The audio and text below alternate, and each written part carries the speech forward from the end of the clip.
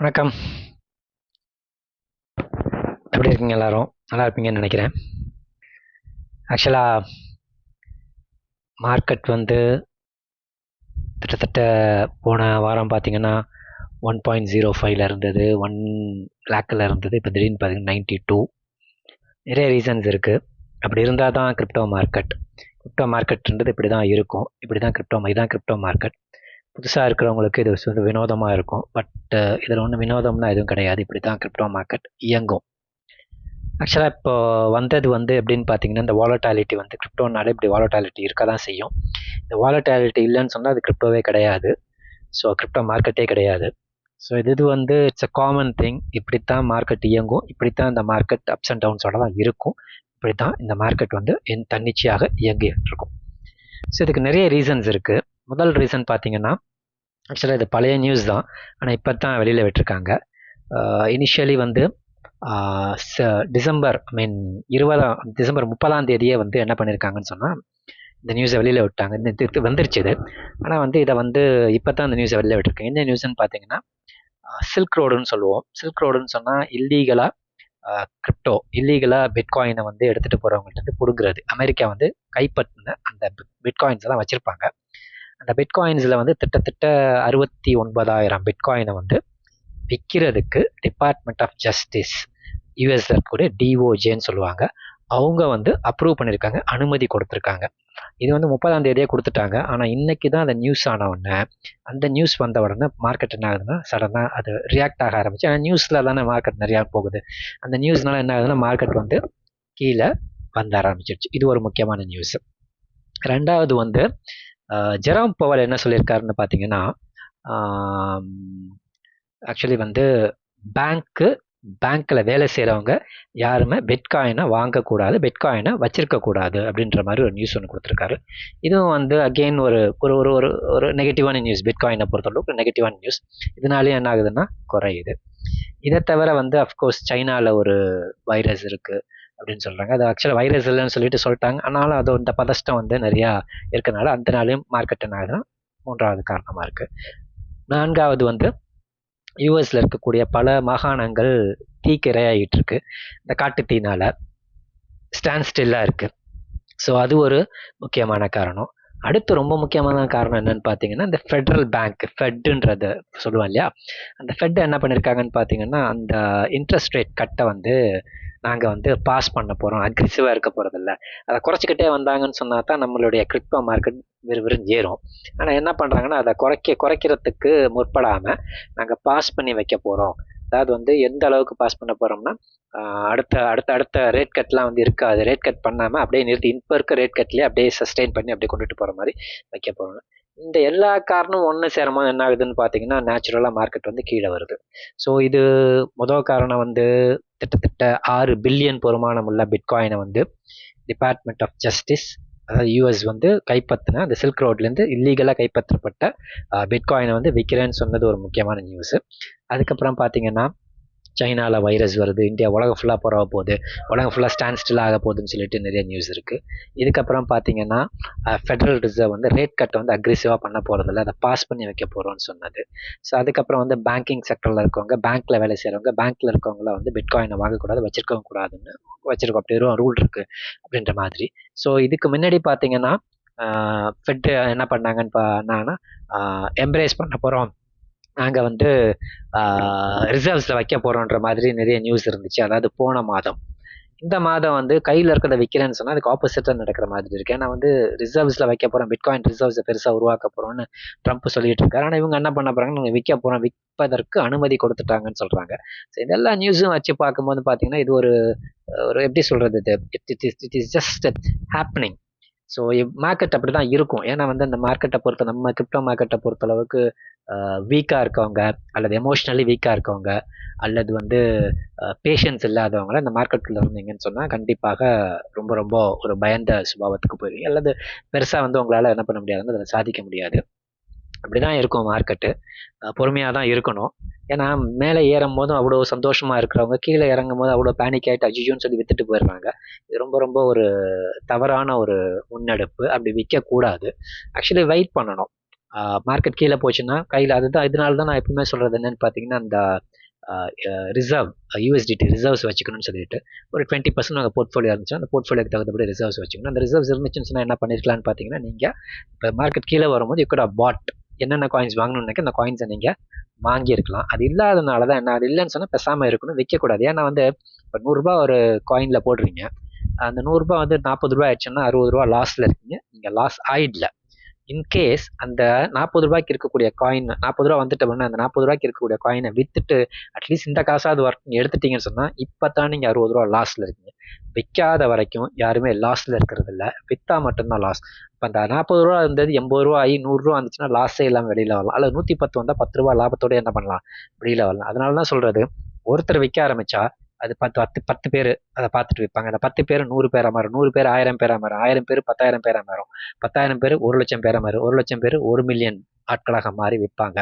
எப்படி வந்து ஒரு சைக்கிள் ஸ்டாண்ட்ல இருக்கக்கூடிய சைக்கிள்ல தள்ளி விட்டு ஒரு சைக்கிளை தள்ளி விட்டா எல்லா சைக்கிள்ஸும் மட மட மட மடன்னு ஒழுகுது, அந்த மாதிரி என்ன ஆகுனா விறுவிறுன்னு மார்க்கெட் என்ன ஆகும், எல்லாரும் விற்க ஆரம்பிச்சோன்னா கிராஷ் ஆக ஆரம்பிக்கும். இல்லைன்னா கார்டு அதை சீட்டு கட்டு இருக்குல்ல, சீட்டு கட்டு அடிக்கி இப்படி வச்சிருந்தோம்னு வச்சுங்களேன், அது ஒரு சீட்டு கட்டு ஒரு இதை தட்டி விட்டோம்னா பத எல்லாம் சரிஞ்சிருது இல்லை. அந்த மாதிரி தான் மார்க்கெட் ஆக்சுவலாக இருக்கும். ஏன்னா வந்து அந்த நியூஸை பொறுத்து தான். ஏன்னா இந்த நியூஸ் வந்துச்சுன்னா எந்த அளவுக்கு வந்து அந்த பேட் நியூஸ்க்கு மட்டும் ரொம்ப வேகமாக ரியாக்ட் பண்ணும். கிரிப்டோவை பொறுத்தளவுக்கு அந்த கெட்ட செய்திகள் அல்லது ஃபியர் பயமூத்துற மாதிரி இருக்கக்கூடிய செய்திகள் வந்து ரொம்ப ஃபாஸ்ட்டாக ரியாக்ட் ஆகும். ஒருத்தர் வித்தோன்னா அடுத்து அது வாட்ஸ்அப்பில், இன்ஸ்டாகிராமில், டெலிகிராம்லன்னு பரவிட்டு இது மாதிரி சொல்கிறாங்க, இந்த மாதிரி சொல்கிறாங்க, இந்த மாதிரி சொல்கிறாங்க, அப்படியே என்ன பண்ணுவாங்கன்னா உடனே என்ன பண்ணுவாங்க, வித்துருவாங்க. ஸோ இந்த ஒரு விஷயத்தில் வந்து ரொம்ப ரொம்ப கண்காணிப்பு நீங்கள் இருக்கணும். ஏன்னா வந்து you got to be very very very vigilant. ஏன்னா வந்து நம்மளுடைய காசு பொறுமையாக இருந்தால் தான் இதில் வந்து பெருசாக சாதிக்க முடியும். பொறுமை இல்லாதவங்க பெருசாக இது பண்ண முடியாது. இந்த கிரிப்டோ மார்க்கெட் முடிகிறதுக்குள்ளே வந்து உங்களுடைய பேஷன்ஸை பயங்கரமாக டெஸ்ட் பண்ணும். இந்த புல் மார்க்கெட் முடிகிறதுக்குள்ள இந்த பேஷன்ஸ், அதாவது வந்து நீங்கள் எந்த அளவுக்கு பொறுமை காத்து நீங்கள் வந்து பயப்படாமல் அந்த ரிஸ்க் எடுத்து இருக்கீங்களோ அந்த அளவுக்கு உங்களுக்கு அந்த ரிவார்ட்ஸும் இருக்கும். பெயின்ன்றது டெம்பரரி தான். இப்போ வரப்போகிற ஒரு பெரிய லாபத்தை நோக்கி இருக்குன்னு ஒழிய பெயின் ஐயோ போச்சேன்னு சொல்லிட்டு வித்துட்டு ஓடி இருக்கக்கூடாது. புதுசாக வந்தவங்க இந்த பயம் இருக்கும், புதுசாக வரவங்க பயப்படாதீங்க. இது ஆக்சுவலாக அந்த மார்க்கெட்டே இப்படி தான் இருக்குது. இந்த மார்க்கெட்டை பொறுத்த அளவுக்கு இப்படி தான் ரியாக்ட் பண்ணோம், இப்படி தான் அப்ஸ் அண்ட் டவுன்ஸ் இருக்கும். திடீர்னு $1,00,000 இருக்கும், $1,00,000 கீழே வரும். இதே வந்து 2021 பார்த்தீங்கன்னு வச்சுங்களேன், எக்ஸாக்டாக சொல்கிறதா இருந்தால் 21 $62,000 போகுது மே மாதம். ஜூனில் $62,000 பிட்காயின் போகுது. அதுக்கப்புறம் ஜூன் 20 சடனாக ஜூன் 20 to 22 3 நாளில் $62,000 $30,000 கீழே ஒடியாருது பிட்காயின். $30,000 வரும்போது பார்த்தீங்கன்னா எந்த அளவுக்கு பிளட் பாத் இருந்திருக்குன்னு பாருங்கள். ரத்த களரி மாதிரி ஓடிட்டு இருந்துச்சு. அன்னைக்கு வந்து ப்ரைஸ்லாம் பார்த்தீங்கன்னா $190 $197 இருந்த ஐஎன்ஆரில் சொல்கிறேன் இருந்த மேட்டிக் பார்த்தீங்கன்னா $90 வருது. கிட்டத்தட்ட $169 $170 இருந்த அடா பார்த்தீங்கன்னா $95 வருது. ஜூன் எக்ஸாக்டாக சொல்ல ஞாபகம் இருந்துச்சுன்னா ஜூன் 20 2021 நினைக்கிறேன்.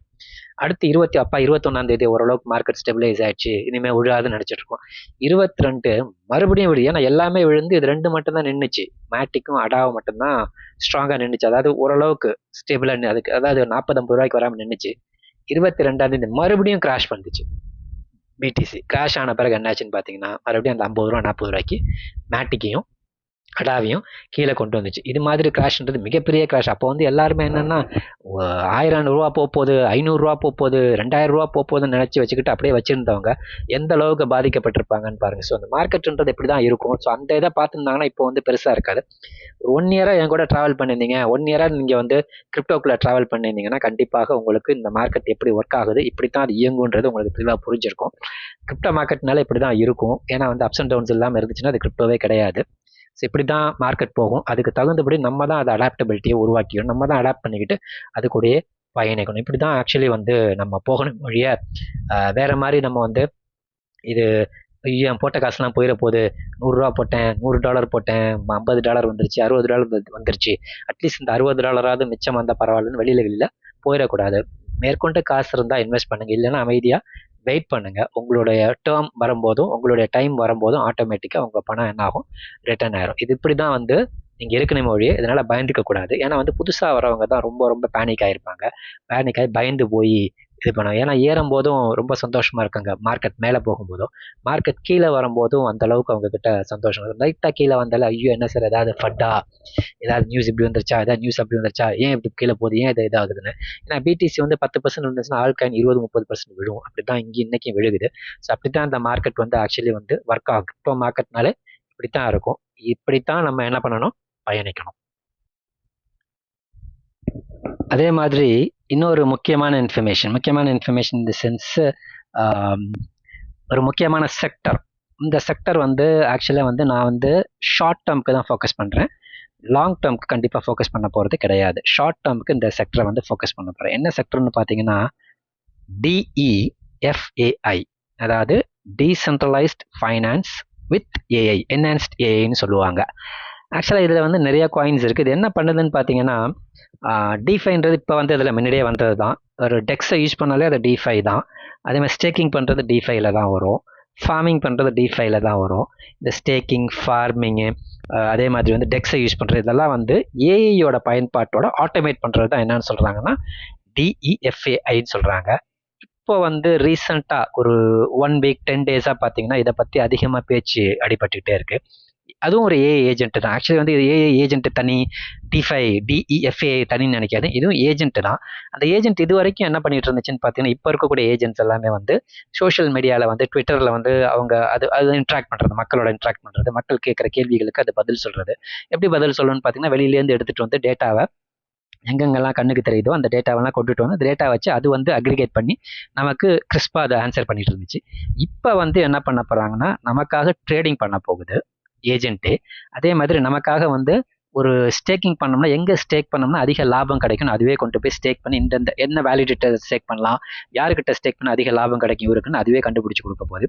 ஈல்டு ஃபார்மிங் பண்ணுறதுனா யாருக்கிட்ட ஈல்டு ஃபார்மிங் பண்ணோம்னா நல்ல ரிட்டர்ன்ஸ் நமக்கு கிடைக்கும், அதுவே வந்து முடிவு பண்ணி செஞ்சு கொடுக்கும். இதெல்லாம் தான் என்ன சொல்கிறாங்கன்னா DEFAI.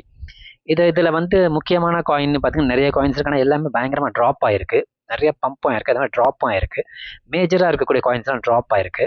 நான் ஒரு காயினை பற்றி நான் ஏற்கனவே என்னோட வீடியோவில் சொல்லியிருந்தேன். அந்த காயினோட பேர் வந்து கிரிஃபைன், GRIFFAIAN, கிரிஃபைன்ற பேர்.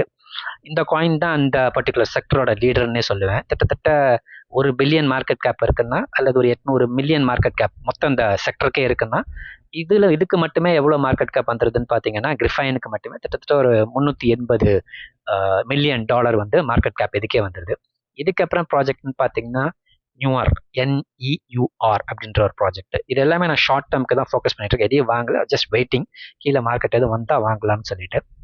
அதுக்கப்புறம் வந்து ஏற்கனவே ஒரு காயினை பற்றி போன லைவ்ல கூட ஒருத்தர் கேட்டார், டி பேங்க்னு சொல்லிட்டு. அந்த டைமில் வந்து அந்த டி பேங்க், அதாவது TO எக்கோசிஸ்டமில் வரக்கூடிய காயின், அந்த காயின் வந்து ரொம்ப நாளாக 15 சென்ட்ல இருந்துச்சு. நான் கூட சொன்னேன், அவரும் சொன்ன இன்னைக்கு அவர் போன லைவ்ல சொல்லும் போது தான் வந்து ஆக்சுவலாக வந்து 1x பண்ணியிருக்குனாரு. அதே மாதிரி 2 காயின் நான் பார்த்துருந்தேன். ஒன்று வந்து டி பேங்க்ன்றது TO எக்கோசிஸ்டமில், இன்னொன்று வந்து ஹாட் கீ, HOTKEY, ஹாட் கீன்னு சொல்லிட்டு. இது வந்து என்னன்னு பார்த்தீங்கன்னா டெக்ஸ் மாதிரியும் வரும், டிஓவோட டைனமிக் டோ, EVM கம்பேட்டபிள் டிஓவோட சார்ந்த ஒரு இது. இதையும் எங்கே தான் கொண்டு போகிறாங்கன்னு பார்த்தீங்கன்னா இந்த DEFAI செக்டருக்குள்ளே கொண்டு போகிறாங்க. இது வந்து ஒரு 5 நாளைக்கு முன்னாடி 1 சென்ட், 1.5 சென்ட், 2 சென்ட்ல இருந்துச்சு. இன்னைக்கு வந்து கிட்டத்தட்ட 2 நேற்றுக்கு மட்டும் பார்த்தீங்கன்னா கிட்டத்தட்ட 16 சென்ட்டுக்கு போயிட்டு கிட்டத்தட்ட ஒரு 10x பண்ணிட்டு 10-15x பண்ணிட்டு கீழே இப்போ 10 சென்ட்டுக்கு வந்திருக்கு. ஸோ அதுவும் கீழே ரீட்ரேஸ் ஆகட்டும், வெயிட்டிங். ஏன்னா இந்த ப்ராஜெக்ட் பேர் ஹாட் கீ. அதுக்கப்புறம் வந்து QUAIN அப்படின்னு ஒரு ப்ராஜெக்ட். இதுவும் பார்த்தீங்கன்னா ரொம்ப கீழே இருந்துச்சு, சடனாக மேலே போயிட்டு கீழே வந்துட்டு இருக்கு. ஸோ இது மாதிரி ப்ராஜெக்ட்ஸ் எல்லாமே பார்த்தீங்கன்னா இதெல்லாம் ஷார்ட் டேர்ம் தான், ரொம்ப பெருசாலாம் இருக்காது. எப்படி இருக்குன்னு பார்த்தீங்கன்னா ஈசல் மாதிரி அப்பப்போ வரும், அப்பப்போ போயிடும். எப்பவுமே எதில் ஃபோக்கஸ் பண்ணுங்கன்னு பார்த்தீங்கன்னா லார்ஜர் நேரேஷன், லாங்கர் நேரேஷன். சட்டியில் இருந்தால் தான் அகப்பையில் வரும்னு சொன்னேன். அந்த சட்டியில் இருக்கிற மாதிரி ஒரு ப்ராஜெக்ட்னு சொன்னால் அந்த ப்ராஜெக்டை வச்சு நிறைய ப்ராஜெக்ட்ஸ் உருவாகணும். எப்படி வந்து விர்ச்சுவல்னு ஒரு ப்ராஜெக்ட் வந்து இருந்துச்சோ ஏஐ ஏஜென்ட்டுக்கு, அந்த மாதிரி ஒரு ப்ராஜெக்ட். அந்த மாதிரி ப்ராஜெக்ட்னு சொன்னால் ஒரு சில ப்ராஜெக்ட்ஸ் என்கிட்ட இருக்குது, பார்த்துருக்கேன். பட் ஆனால் அந்த ப்ராஜெக்ட்லாம் வெளியில் வரல. Let me name those projects. First project டிரைவ்னு ஒரு ப்ராஜெக்ட், DERIVE, டிரைவ்னு ஒரு ப்ராஜெக்ட். இந்த ப்ராஜெக்ட் நல்லா இருக்கு. இன்னும் வெளியில் வரல அந்த ப்ராஜெக்ட். இனிமேல் தான் வரப்போகுதுன்னு நினைக்கிறேன். எப்போ வருதுன்னு தெரியல. இவங்களும் வந்து DeFiக்குன்னு சொல்லிட்டு ஒரு ஏஐ ஏஜென்ட்டை உருவாக்கக்கூடிய ஒரு பிளாட்ஃபார்ம் மாதிரியோ, லான்ச் பேட் மாதிரியோ, இல்லைன்னா நோ கோடே இல்லாமல் ஏஐ ஏஜென்ட்ஸ் அவங்களே இந்த இந்த பர்டிகுலர் ப்ராஜெக்ட்ல நிறைய ஏஐ ஏஜென்ட்ஸை உருவாக்குற மாதிரி. ஏன்னா ஏஐ ஏஜென்ட் ப்ராஜெக்ட்டை வாங்குறதுக்கு பதிலாக ஏஐ ஏஜென்ட் உருவாக்குற ப்ராஜெக்ட், அதாவது சட்டியில் இருந்தது அகப்பையில் வரும் இல்லையா, அந்த மாதிரி ப்ராஜெக்ட் மாதிரி தான் இந்த ப்ராஜெக்டையும் பார்க்குறேன். எதுன்னு பார்த்தீங்கன்னா இந்த டிரைவ்ன்ற ப்ராஜெக்ட். இது மாதிரி நிறைய ப்ராஜெக்ட்ஸ் வருது. ஸோ இது எல்லாமே எப்படி இருக்குன்னு பார்த்தீங்கன்னா ஷார்ட் டேர்ம் நேரேஷன் தான், லாங் டேர்ம் நேரேஷன் கிடையாது. லாங் டேர்ம் நேரேஷனுக்கு DeFi வித் ஏஐ வந்து நான் லாஸ்ட் ஏஐ மேல கூட ஒருத்தர் கேட்டார் என்கிட்ட. என்ன கேட்டாருன்னு பார்த்தீங்கன்னா, சார் இது வந்து நீங்கள் சொல்கிறது வந்து இன்ஜெக்டிவ் வந்து DeFiல தான் இருக்கு, ஆனால் சடனாக அவன் ஏஐன்னு சொல்லிட்டு இருக்கானேன்னு சொல்லிட்டு. ஆக்சுவலாக வந்து இன்ஜெக்டிவ்ல வந்து நிறைய பேராமீட்டர்ஸ் வந்து DeFiக்கு வந்து ரொம்ப சிறந்த ஒரு ப்ராஜெக்டாக இருக்கு இன்ஜெக்டிவை பொறுத்தளவுக்கு. அந்த இன்ஜெக்டிவ்ல வந்து ஏஐ உள்ள கொண்டுட்டு வந்து ஏஐ இந்த ஏஜென்ட்ஸை வந்து நிறைய உருவாக்குறதுக்கு முற்பட்டுக்கிட்டு இருக்காங்க. ஸோ இன்ஜெக்டிவ்ல. ஸோ அதனால என்னோட லாங் டேர்ம் ஃபோக்கஸ் எதில் இருக்குன்னு பார்த்தீங்கன்னா, இந்த மாதிரி DeFi வித் ஏஐக்கு வந்து நான் இன்ஜெக்டிவ் அண்ட் லாங் டேர்முக்கு ஃபோக்கஸ் பண்ணேன், நாட் ஆல் தி காயின்ஸ். அதே மாதிரி கிரிஃபைன் அந்த ப்ராஜெக்ட்டையும் கொஞ்சம் ஃபோக்கஸ் பண்ணேன் லாங் டேர்முக்கு. மற்றபடி மற்ற ப்ராஜெக்ட்ஸ் நான் லாங் டேர்முக்கு ஃபோக்கஸ் பண்ணுறது கிடையாது. ஷார்ட் டேர்ம், அதாவது $1 போட்டோமா ஒரு 200 ஆச்சு 300 ஆச்சா வெளில வந்துடும். இல்லை $50 போட்டோமா 100 ஆச்சா 150 ஆச்சு 200 ஆச்சா வெளில வந்துடும். $100 போட்டோம் 125 ஆச்சு 130 ஆச்சு 150 ஆச்சு வெளில வந்துடும். அது மாதிரி தான் ஃபோக்கஸ் பண்ணுவேன். ஏன்னா வந்து மீம் காயின் மாதிரி தான் இப்போ என்ன ஆச்சுன்னு பார்த்தீங்கன்னா இந்த செக்டரே மாறிக்கிட்டு இருக்கு. ஏன்னா லாஸ்ட் புல்லில் வந்து எப்படி வந்து ரீட்டைலர்ஸை உள்ளே கொண்டு வரதுக்கு மீமை கொண்டு வந்தாங்களோ, அந்த மாதிரி இந்த புல்ல வந்து ரீட்டைலர்ஸ் உள்ளே கொண்டு வரதுக்கு இந்த ஏஐ ஏஜென்ட்னு ஒரு விஷயத்தை கொண்டுட்டு வந்து நிறைய பேர்த்த உள்ளே கொண்டு வராங்க. ஒரு நாளைக்கு பார்த்தீங்கன்னா கிட்டத்தட்ட ஒரு 1000 2000 3000 ஏஐ ஏஜென்ட்ஸை உருவாக்குறாங்க. எல்லாம் மீம்ஸ் தான். ஆக்சுவலி மீம்ஸ் வந்து ஒரு பேரை கொடுத்துட்றாங்க, ஏஐ ஏஜென்ட் பேரை கொடுத்துட்டு. இன்னைக்கு கூட LLM அப்படின்ற ஒரு ப்ராஜெக்ட் $100 போட்டிருந்தா கிட்டத்தட்ட $60,000 $70,000 மாறி இருக்கும். அவ்வளோ பெரிய பம்ப். ஏன் அப்படி பம்ப் ஆச்சுன்னே தெரியல. சடனாக எல்லாம் சேர்ந்து பம்ப் பண்ணி விட்டாங்க. வெறும் $100 $200 போட்டிருந்தாலே $1,00,000 கிட்ட கிடைச்சிருக்கும். ஸோ அந்த அளவுக்கு என்ன ஆகுதுன்னா பம்ப் பண்ணுறது சும்மா ஒரு மீம் காயின் தான். அதுவும் பார்த்தீங்கன்னா ஒரு மீம் மாதிரி தான். இது மாதிரி நிறைய காயின்ஸ் என்ன ஆகுதுன்னு பார்த்தீங்கன்னா வாட் இஸ் தட் இந்த செக்டர் ஏஐ ஏஜென்ட் செக்டர்ல வந்துட்டே இருக்கு. இந்த ஏஐ ஏஜென்ட் செக்டர்ல இப்போ ஹாட் நரேஷனாக இருக்கிறது. ஆனால் இப்போ வந்து எந்த அளவுக்கு அடுத்த ஃபியூச்சரிஸ்டிக்காக அது போகுன்றது தெரியல. பட் இன்னும் 2 நாள் 3 நாள் வரைக்கும் தாங்குமானான்னு கூட தெரியல. பட் ஆனால் வந்து என்ன ப்ராஜெக்ட்ஸ் டெய்லி வந்துட்டு இருக்கு ப்ராஜெக்ட்ஸ். அதில் ப்ராஜெக்ட்ஸ் நம்ம கண்ணுக்கு ஏதாவது ஒரு நல்ல ப்ராஜெக்ட்ஸ் மாட்டி இது மாதிரி போகிறதுக்கு போச்சுன்னா நல்ல விஷயம். அல்லது உங்கள் பணத்தை பூரா போட்டு அதில் போய் ஏமாந்துடாதீங்க. அப்படி நீங்கள் அதில் இன்வெஸ்ட் பண்ணணும்னு நினச்சிங்கன்னா stick with bigger ones, stick with good fundamentals. அதனால் ஃபண்டமெண்டல் இருக்கக்கூடிய ப்ராஜெக்ட்ஸில் ஸ்டிக் பண்ணிக்கோங்க. Projects like Virtuals, project like Griffain, projects like Injective, இது மாதிரி ப்ராஜெக்ட்ஸ்குள்ளே போங்க. அதை விட்டுட்டு வேறு ஏதாவது ப்ராஜெக்ட்குள்ளே போயிட்டு மாட்டிக்காங்க. அதே மாதிரி ஹாட் கீ கூட ஓகே தான் எனக்கு. அது ஒன்றும் பெருசாக ரொம்ப மோசமான ப்ராஜெக்ட் மாதிரி தெரியலை. ஏன்னா TO எக்கோ சிஸ்டம் வரக்கூடிய ஒரு ப்ராஜெக்ட். அதே மாதிரி இந்த DeFi ப்ளஸ் அந்த ஏஐ எல்லாம் சேர்ந்து ப்ளஸ் டெக்ஸு இதெல்லாம் சேர்ந்து வருது. ப்ளஸ் டைனமிக் டாவ் அப்படின்றது வெளியில் வரும்போதும் அந்த ப்ராஜெக்ட் பெருசாக பேசப்படுன்ற மாதிரி சொல்கிறாங்க. நாட் ஷோர் எந்த அளவுக்கு இருக்குன்னு சொல்லிட்டு. பட் ஆனால் எதுவுமே வந்து ப்ரூவன் டெக்னாலஜியாக கிடையாது இப்போ இருக்கக்கூடியது. ஏன்னா அந்த அளவுக்கு பெருசாக அவங்க இன்னும் போகவும் இல்லை, பெருசாக அந்த அளவுக்கு கம்யூனிட்டி அவங்களுக்கு பில்ட் ஆகலை. ஸோ அப்படி தான் போகுது. ஸோ ப்ராஜெக்ட்ஸை பொறுத்தளவுக்கு இந்த DEFAஐயை பொறுத்தளவுக்கு நிறைய ப்ராஜெக்ட்ஸ் இருக்குது. ஒரு சில ப்ராஜெக்ட்ஸ் வந்து ரொம்ப நல்லா இருக்குது. ஒரு சில ப்ராஜெக்ட்ஸ் வந்து ஷார்ட் டேர்முக்கு தான் வைக்கலாம். லாங் டேர்முக்கு நீங்கள் ஃபோக்கஸ் பண்ணுறதானா you can focus on Injective protocol. அதே மாதிரி கிரிஃபைன் நீங்கள் ஃபோக்கஸ் பண்ணலாம். அதனால் வந்து எல்லாமே ரீட்ரேஸ் ஆகிட்டு இருக்கு. நல்லா ஹை போயிட்டு இப்போ தான் என்ன ஆகிட்டு இருக்குன்னா கீழே வந்துட்டு இருக்கு. அது மாதிரி கீழே வந்துச்சுன்னு சொன்னால் you can focus on such projects. Such project in the sense வந்து be very vigilant with those projects. ஏன்னா வந்து பம்ப் அண்ட் டம்ப் மாதிரி தான் அதையும் பண்ணுறாங்க. ஸோ அதனால் you got to be very very very careful with that project. ஆக்சுவலாக இன்னைக்கு லைவ் என்ன ஆச்சுன்னு பார்த்தீங்கன்னா ஆடியோவை ரெக்கார்ட் பண்ணாமலே பேசிட்டேன். வெறும் வீடியோ மட்டும் ரெக்கார்ட் ஆகிருக்கு, ஆடியோவை ரெக்கார்ட் ஆகலை. அதனால் இன்றைக்கி என்ன முக்கியமாக பேசினமோ அதை மட்டும் வந்து ஒரு 18 நிமிஷத்துக்கு நானே பேசிட்டேன். ஏன்னா பார்த்தீங்கன்னா மறுபடியும் வந்து நீங்கள் பேசினது எனக்கு அப்லோட் பண்ணுங்கன்னு கேட்பாங்க. பட் நான் பேசினது இதுதான். ஆக்சுவலி இதை பற்றி தான் பேசியிருந்தோம். இதை தவிர வேறு எதுவும் பேசல. இதை பற்றி என்ன பேசியிருந்தோம்னா ஒரு காயினை உருவாக்குறது என்ன, அந்த காயின் உருவாக்குறதுக்கு என்ன செலவாகுது. இப்போ ஃபார் எக்ஸாம்பிள் ஒருத்தர் என்ன சொல்லியிருந்தாருன்னு பார்த்தீங்கன்னா ஒரு ஏஐ ஏஜென்ட்டை உருவாக்குறதுக்கு ஒரு 4 பட்டன், ஒரு கிளிக்கு தான், ஒரு பட்டனை கிளிக் பண்ணோம்னா என்ன ஆகிடும்னா வந்து ஒரு ஏஐ ஏஜென்ட்டு உருவாகிடும். அதுக்கு என்ன கொடுக்கணும்னு பார்த்தீங்கன்னா பேர், டெஸ்கிரிப்ஷன், டிக்கர் பேர், லோகோ, அதுக்கான படம், இது மட்டும் கொடுத்துட்டோம்னா காயின் உருவாயிடும். காயின் உருவான பிறகு என்ன கொடுக்கணும்னு பார்த்தீங்கன்னா, எவ்வளோ நீங்கள் வந்து லிக்விடிட்டி உள்ள ப்ரொவைட் பண்ண போகிறீங்க, எவ்வளோ பணத்தை லாக் பண்ண போகிறீங்கன்னு கேட்கும், பேர்ன் பண்ண போகிறீங்கன்னு உள்ள கேட்கும் கொண்டு போய் வைக்கிறதுக்கு. அதுக்கு ஒரு சலோனா இருந்தால் கூட ஓகே, 0.1 சலோனா இருந்தால் கூட ஓகே, $50, $100, $1,000, $10,000, $20,000. அப்படி என்ன ஆகுதுன்னு பார்த்தீங்கன்னா, இது ஒரு பெரிய ஸ்கேம் மாதிரியே நடக்குது. எப்படிலாம் அந்த மீம் காயின் ஸ்கேம் இருந்துச்சு, அது மாதிரி இதுவும் ஒரு பெரிய ஸ்கேம் நடந்துட்டு இருக்கு. இப்போ ஒரு $10,000 என்ன ஆகுதுன்னா என்கிட்ட இருக்குன்னு சொன்னால் நான் என்ன பண்ணுவேன், என்கிட்ட சப்போஸ் 10,000 $20,000 இருக்குன்னு வச்சுக்கோங்களேன். அந்த $20,000 வச்சுக்கிட்டு நான் ஒரு காயின் வச்சுக்கோ, ஒரு 3 நிமிஷம் 5 நிமிஷம் தான் ஆகுது ஒரு காயினை உருவாக்குறது. காயினை உருவாக்கிடுறேன். உருவாக்கி முடிச்சவன என்ன பண்ணுறேன், ஒரு $10,000 கொண்டு போய் லாக் பண்ணிடுறேன் லிக்விடிட்டிக்குன்னு சொல்லிட்டு. லாக் பண்ணிட்டு மீதி ஒரு $10,000 இருக்கு. இந்த $10,000 ஒரு $1,000 வந்து ஒரு வெப்சைட்டை உருவாக்குறேன். $1,000 கூட ஆகாதது, சும்மா $2,000 இருந்தாலே போதும் ஒரு வெப்சைட்டை உருவாக்குறதுக்கு. ஒரு ட்விட்டர் அக்கௌண்ட்டுக்கு ஃப்ரீ தான். அதே மாதிரி டெலிகிராம் அக்கௌண்ட் இது ஓப்பன் பண்ணுறதுக்கு ஃப்ரீ தான். இது எல்லாத்தையும் ஓப்பன் பண்ணிடுறேன். அடுத்து என்ன பண்ணுறேன்னா, ஒரு ஒரு $5,000 அல்லது ஒரு $10,000 என்ன பண்ண, ஒரு 50 சோஷியல் மீடியா இன்ஃப்ளூயன்சர்ஸ், அதாவது ட்விட்டரில் இருக்கக்கூடிய இன்ஃப்ளூயன்சர்ஸை பிடிச்சி ட்வீட் போட்டிங்கன்னா காசு தரேன்னு சொல்லிட்டு அவங்களுக்கு கொடுத்துட்றேன். கொடுத்துட்டேன்னு பார்த்தா அவங்க ட்வீட் போட்டு தள்ள போடுறாங்க, இது மாதிரி ஒரு ப்ராஜெக்ட் இருக்குது. இப்போ என்னால் என்ன பண்ணுறாங்கன்னா, இந்த புது ப்ராஜெக்ட் வந்திருக்கு போல நல்லா வாங்க ஆரம்பிக்கிறாங்க. வாங்க வரவங்க என்ன பார்ப்பாங்கன்னா, லிக்விடிட்டி எவ்வளோ இருக்குன்னு பார்ப்பாங்க. லிக்விடிட்டியில் $10,000 வச்சிருக்கேன். ஓகே, $10,000 கொடுத்து ஒருத்தர் வச்சிருக்காருன்னா இது உண்மையான ப்ராஜெக்டாக தான். அந்த ப்ராஜெக்ட்டில் ஒன்றுமே கிடையாது, டிஸ்கிரிப்ஷன் கூட காப்பி பேஸ்ட் தான் பண்ணியிருப்பாங்க, எதுவுமே இருக்காது. ஆட்டோமேட்டிக்காக என்ன பண்ணுவாங்கன்னா, அந்த ப்ராஜெக்ட்டை பார்த்துட்டு அந்த ப்ராஜெக்ட்டை வாங்க ஆரம்பிப்பாங்க. $10,000 போட்டுட்டு அந்த உருவாக்குனவர் $1,00,000 $2,00,000 எடுத்துட்டு அவர் போயிட போறாரு. மீதி உள்ளுக்குள்ள இருக்கவங்கலாம் போட்ட காசு பூராவே போயிட போகுது. இப்படிதான் நடந்துட்டு இருக்கு. ஸோ அதனால ஒரு 1000 ப்ராஜெக்ட்ல ஒரு ப்ராஜெக்ட் தான் உருப்படியா வருது ஏஐ ஏஜென்ட் ப்ராஜெக்ட்ல.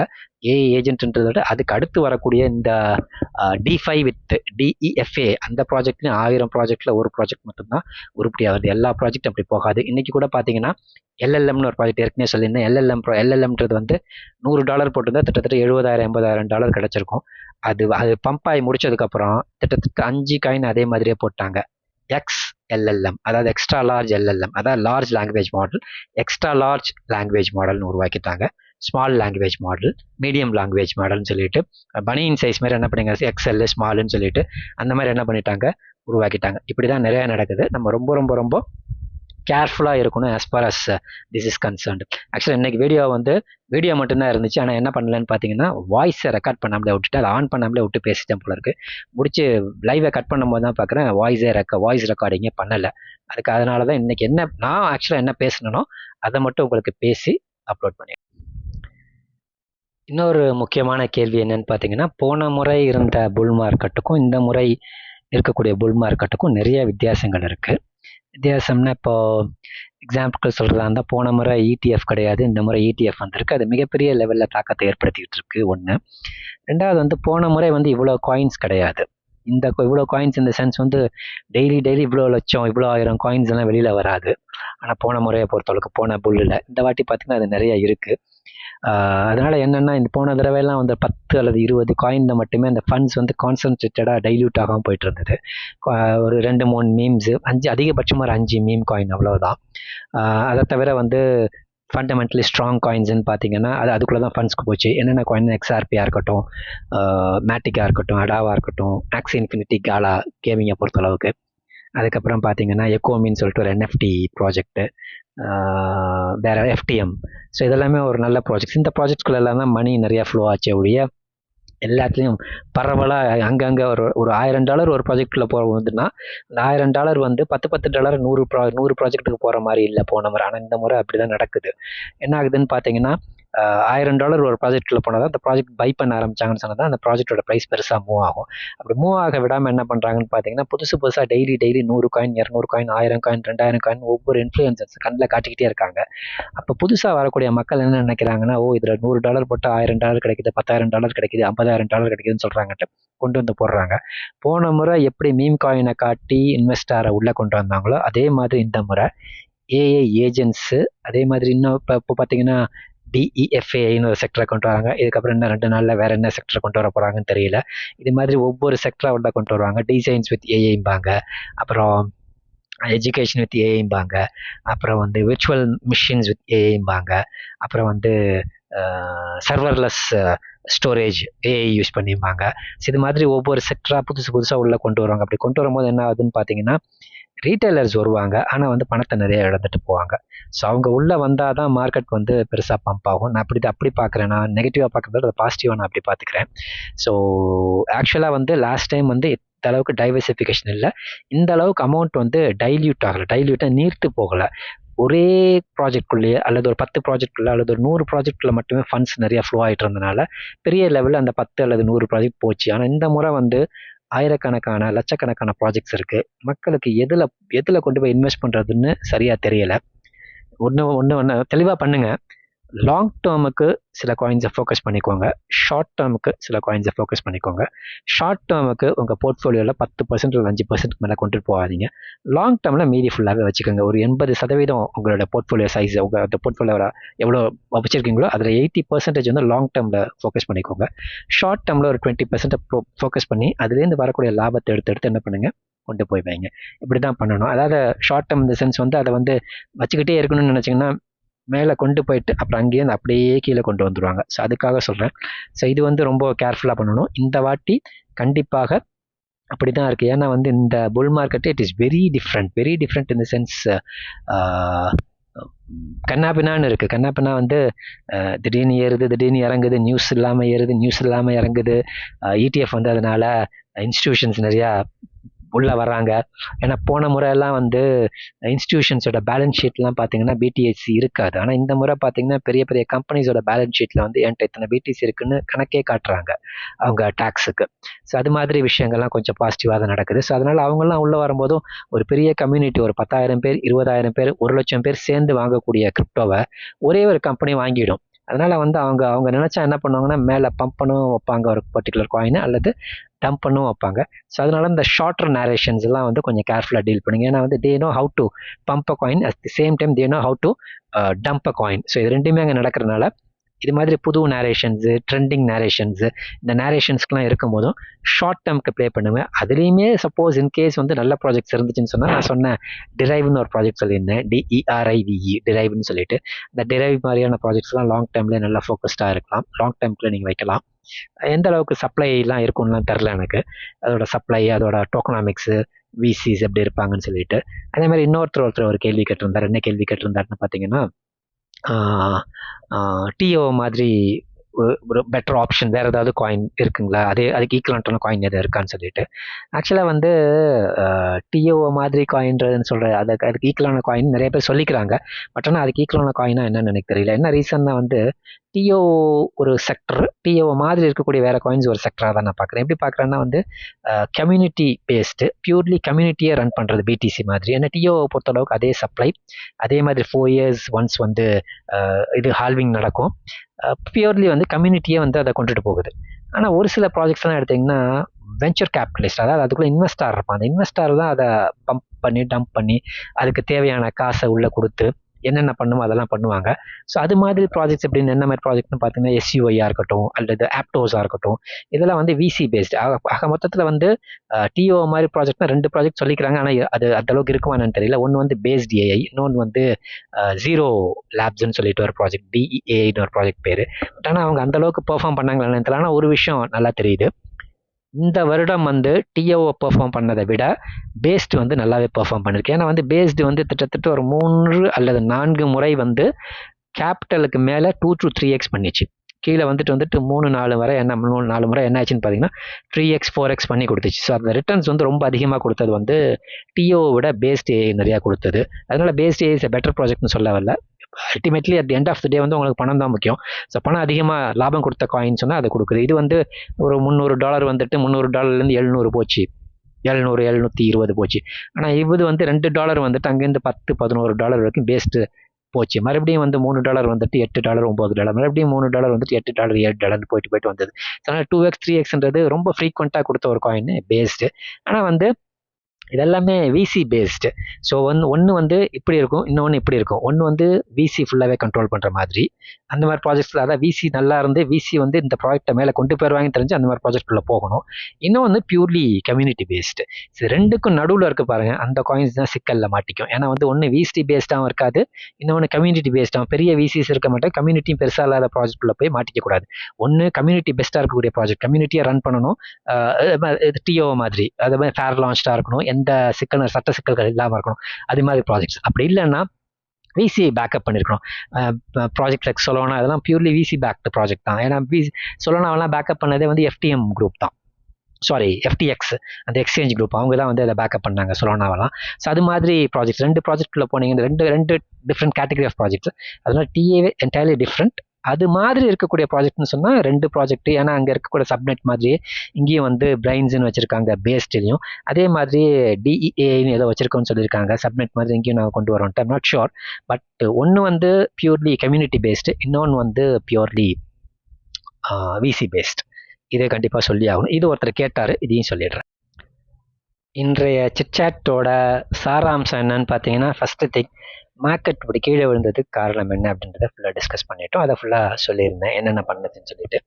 ரெண்டாவது வந்து இப்போ இருக்கக்கூடிய ஒரு நியூவர் ட்ரெண்ட், அதாவது டிஇஎஃப்ஏஐ அப்படின்னு ஒரு ட்ரெண்ட் ஒன்று உருவாயிருக்குன்னு சொல்லியிருந்தேன். மூன்றாவது வந்து ஒரு சில சின்ன சின்ன கேள்விகள், smaller questions, very smaller queries, trust வேலட்டில் சில பிரச்சனைகள், இது மாதிரி ப்ராப்ளம்ஸ் இதெல்லாம் கேட்டாங்க. அதை தவிர வந்து இன்னொரு முக்கியமான கொஸ்டின்றது டிஓ மாதிரி ஒரு ப்ராஜெக்ட் எதுவும் இருக்கான்னு கேட்டிருந்தாங்க. அதுக்கு நான் ஆன்சர் பண்ணேன். டிஓ மாதிரின்னு சில பேர் சொல்லிக்கிறாங்க, டிஓ மாதிரி இருக்குமா இல்லையான்றதை நீங்கள் தான் டிசைட் பண்ணணும்னு அதுக்கும் ஆன்சர் பண்ணியிருந்தேன். இதுதான் இன்றைக்கு சிட்சாட்டில் நாங்கள் ஃபுல்லாக ஆக்சுவலி டிஸ்கஸ் பண்ண விஷயம். That's it. அடுத்த லைவ்ல பார்க்கலாம்.